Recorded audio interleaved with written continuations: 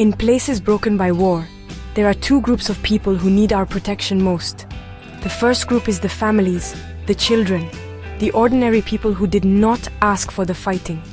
They have lost their homes, their schools, and their safety.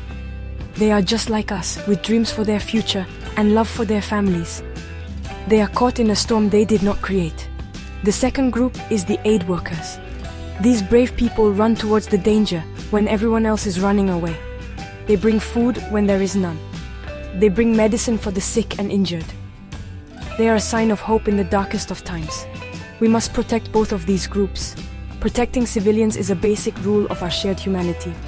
A child hiding in a basement deserves to be safe. A family fleeing violence deserves a safe path. Protecting aid workers is just as important. When we protect an aid worker, we are also protecting the hundreds of people they help. An attack on a doctor is an attack on every patient she would have treated. An attack on a food delivery truck is an attack on every hungry child waiting for a meal. Their safety is a lifeline for entire communities, a promise that the world has not forgotten them. This is why violence against these helpers is a terrible crime that must never be accepted. No one should ever target a hospital or a school. No one should ever harm a person who wears the symbol of a humanitarian organization.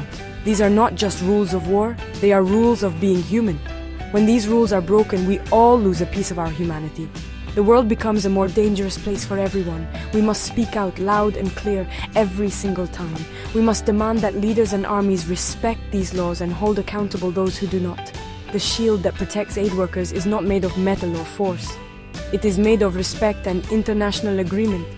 It is a promise that we make to each other, saying that even in war there is a line we will not cross. We must strengthen this shield.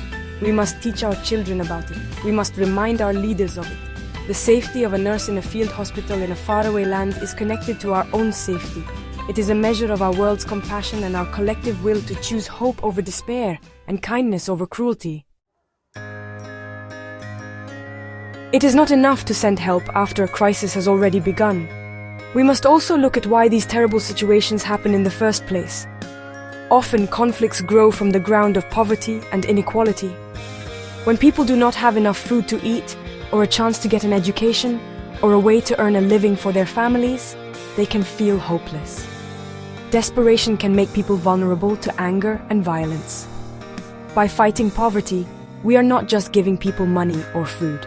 We are giving them dignity and a reason to hope for a peaceful tomorrow. A good school can be a stronger defense than an army.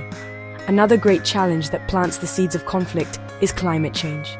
When rains do not come and fields turn to dust, farmers lose their livelihoods. When floods wash away homes and villages, people are forced to move, searching for a safe place to live. This movement can lead to competition for scarce resources like water and land, which can easily turn into fighting. By taking care of our planet, we are also taking care of its people. Planting a tree can be an act of peacemaking. Using our resources wisely helps ensure there is enough for everyone, preventing the desperation that leads to war. Therefore, our work for peace must start long before the first shot is fired.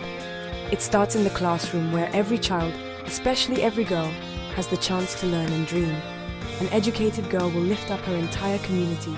She can become a doctor, a leader, a peacemaker. It starts in the fields, where farmers are given the tools and knowledge to adapt to a changing climate. It starts in our communities where we ensure everyone has a fair chance to succeed. These are the building blocks of strong, stable societies that do not need to turn to violence to solve their problems. We cannot separate humanitarian aid from long-term development. They are two sides of the same coin. When we build a well in a village, we are not just providing clean water for today, we are preventing future conflicts over water scarcity. When we support a small business, we are not just helping one family, we are creating stability for a whole neighborhood. These actions are investments in peace. They are the most powerful way to stop crises before they have a chance to begin, creating a world where aid is needed less and less. When a crisis happens, the first people to respond are always the local people themselves. They are the neighbors helping neighbors, the local doctors working in damaged clinics, the community leaders organizing shelters. They know the culture, they speak the language, and they understand the true needs of their own people better than anyone else. They are not just victims, they are the most important leaders in their own recovery. International help is important. but it should be there to support these local heroes, not to replace them. We must listen to them and trust their knowledge. Supporting local leadership makes our help much more effective. A plan that is created with the community will work better than a plan that is forced upon them. For example, if we want to build a school, we should ask the parents and teachers where it should be and what it should teach. If we are distributing food, we should work with local leaders to make sure it reaches the families who need it most. This way, the help we give is respectful and truly useful. It also gives people a sense of control over their own lives, which is a powerful tool for healing after a trauma. When local people lead, the solutions last longer. An international aid worker may stay for a few months or a year, but the local community is there forever. By investing in their skills and their organizations, we are helping them build a stronger future for themselves. We can train local teachers, support local health workers, and give small grants to local groups. This creates a foundation of strength that will remain long after the television cameras have gone. This is the difference between giving a community a fish and teaching them how to fish. We are empowering them for a lifetime. This approach builds dignity and hope. It changes the story from one of powerless victims to one of strong survivors who are rebuilding their own world. It says, "We believe in you. We are here to walk alongside you as your partners." This message is incredibly powerful. It helps heal the invisible wounds of war and disaster. By putting resources and trust into the hands of local people, we are planting seeds of hope that will grow into a future of peace and stability, built by the very hands that know how to care for it best. We must always remember that we are one human family. The person suffering in a country far away is our brother or our sister. A child crying for her parents is our child. Their pain is our pain, and their hope is our hope. It does not matter what country we are from, what language we speak, or what religion we follow. The same blood flows in our veins, and the same desires for peace, education, and a good life beat in our hearts. When we see the world this way, helping others is not a choice. It is a duty. It is the most natural thing in the world. Because we are one family, we must choose talking over fighting. War is a loud and terrible failure of our ability to listen to one another. It destroys everything we build: homes, schools, families, and futures. Peace built through dialogue and understanding is the only way to create something that lasts. Talking is not a sign of weakness, it is a sign of strength. It takes more courage to sit down with your enemy and find a common path than it does to pick up a weapon. Every effort for peace, every conversation, every negotiation is a victory for all of humanity. You may think, I am only one person, what can I do? But you can do so much.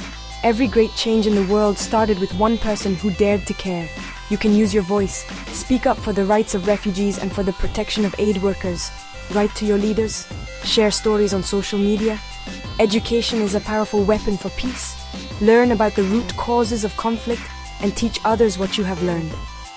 Even a small act of kindness in your own community sends a ripple of hope out into the world. Let us move forward with a hopeful heart. The challenges are great, but our shared humanity is greater. Our capacity for compassion is stronger than any weapon. Let us work together, as students, teachers, leaders, and citizens, to build a world where every person is safe and every child can go to school. Let us choose to be the generation that ends cycles of violence and builds bridges of understanding.